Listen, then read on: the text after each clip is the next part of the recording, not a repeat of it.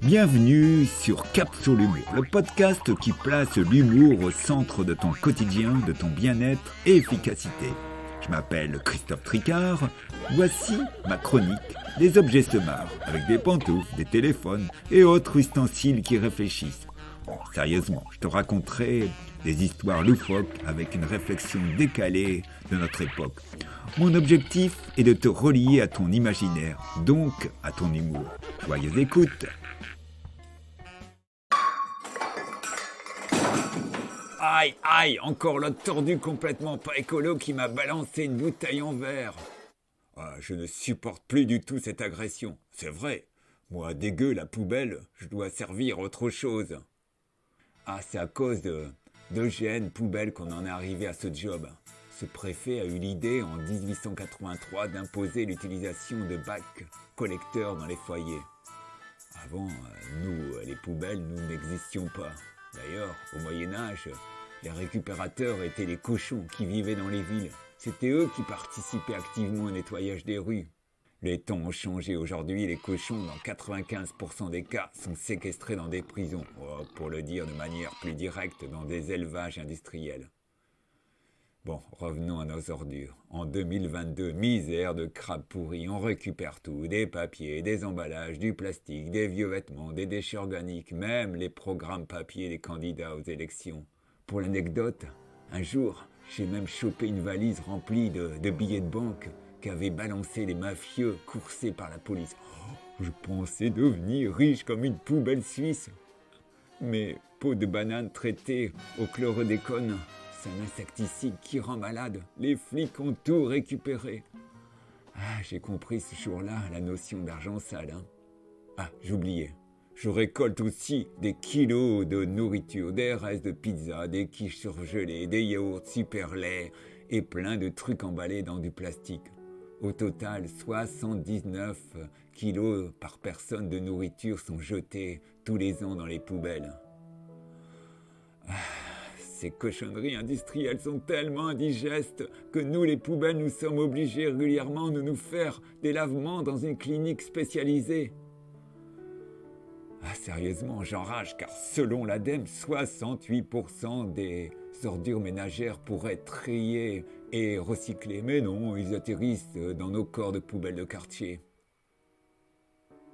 2 minutes, j'entends mon copain Gourdon, un trottoir qui râle. Tu dis quoi, Gourdon? Je me suis pris un masque anti-Covid sur ma tronche. J'en ai ras-le-bol de voir sur mon sol ces bidules anti-trouille contre le cocovirus. Tu te rends compte? Dans les villes, même dans tous les recoins de campagne, ces bêtes d'humains en balancent des milliers par jour.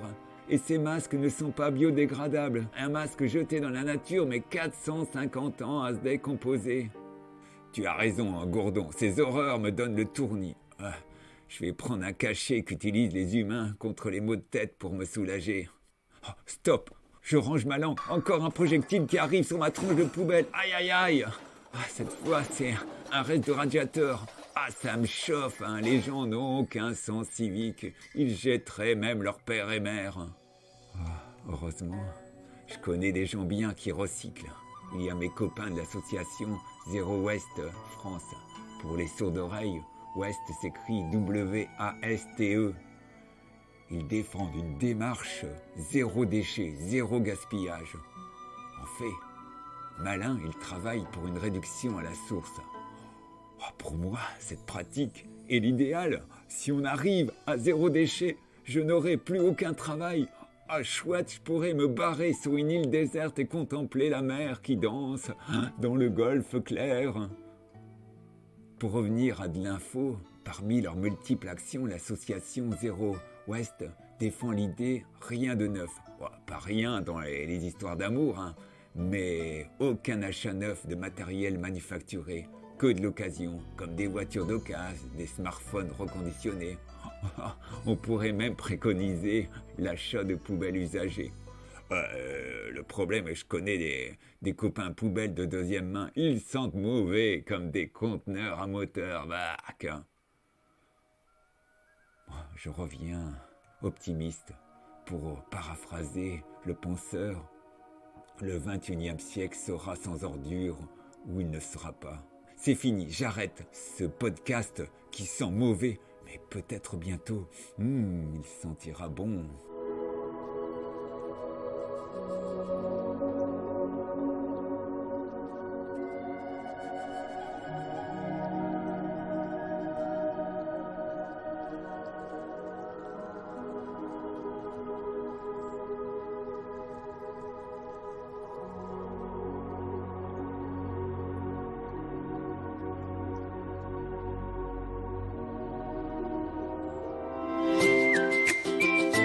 Si ma chronique t'a sérieusement fait marrer, laisse-moi un commentaire 5 étoiles sur Apple Podcast.